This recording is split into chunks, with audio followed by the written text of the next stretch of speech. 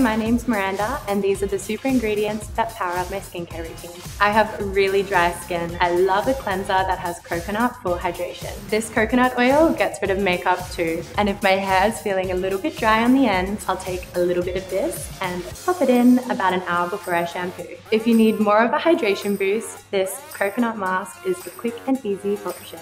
All you have to do is leave it on for 15 minutes and rinse it off. Ingredients like glycolic acid and lactic acid are great at tackling roughness and uneven skin texture.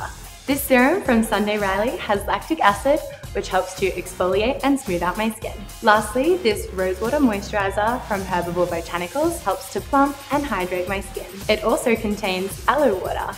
I apply a thicker layer before bed, almost like an overnight mask. And that's it!